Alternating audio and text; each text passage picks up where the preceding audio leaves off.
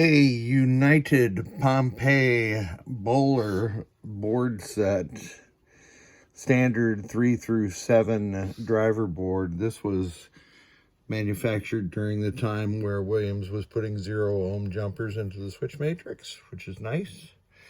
And I don't know what rev level the Pompeii bowler requires for the flipper ROMs.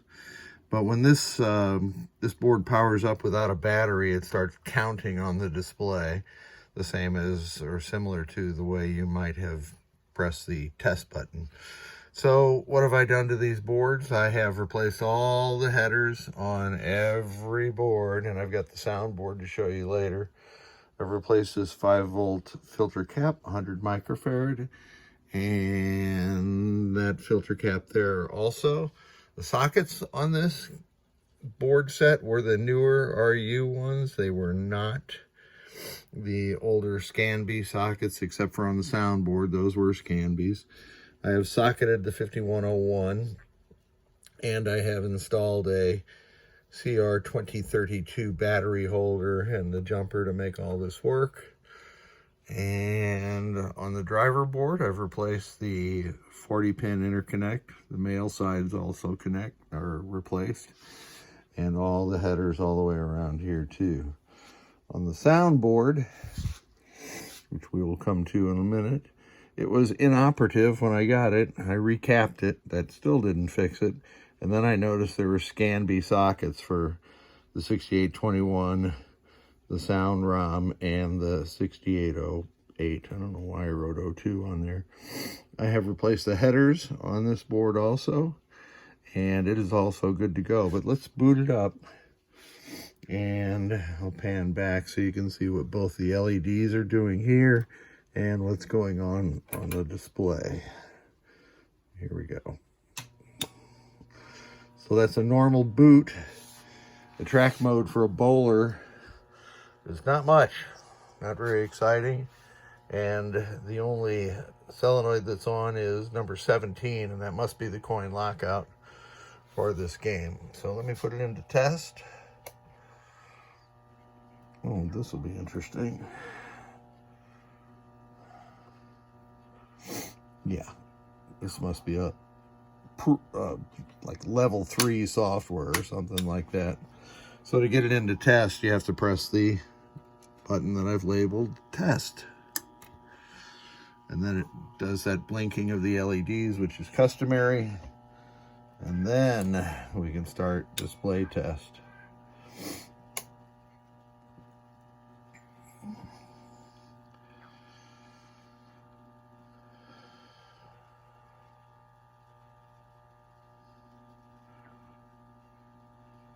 So that all appears to be working.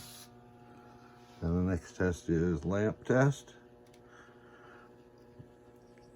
Blinks a lot faster than, say, firepower does. And then we have coil test.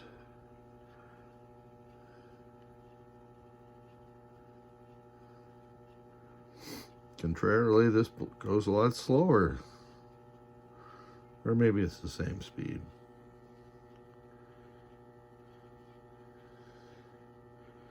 The blue and the green LEDs on this little tester doodad are for identifying the AC select relay on Data East and Williams game. So you notice there was only one special solenoid fired, this one in the upper left corner.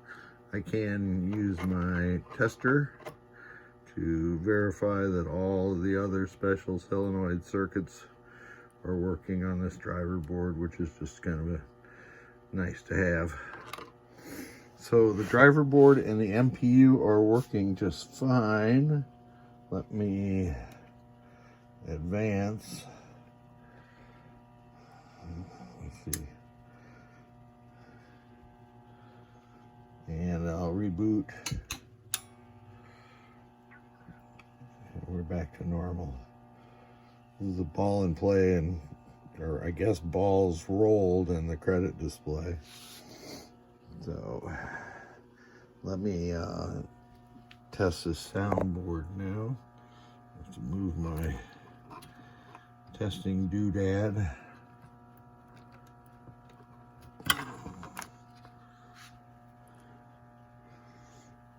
I'm going to move the ground point.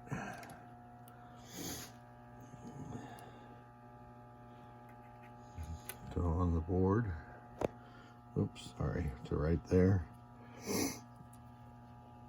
And install the testing doodad in the correct direction.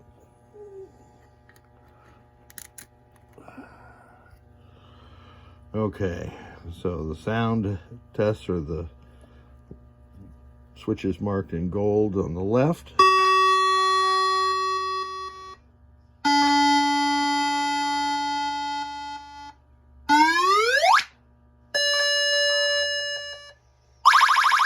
So that tests the 5 sound circuits that normally work on these soundboards of this vintage.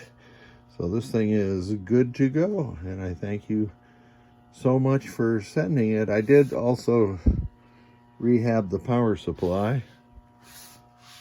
Now, where did I put that?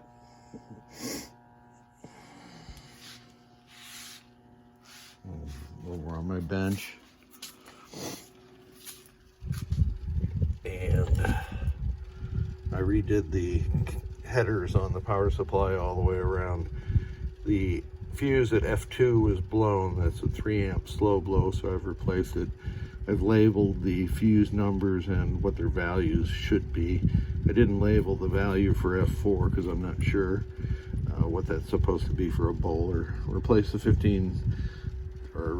12,000 microfarad cap with a 15,000 microfarad cap.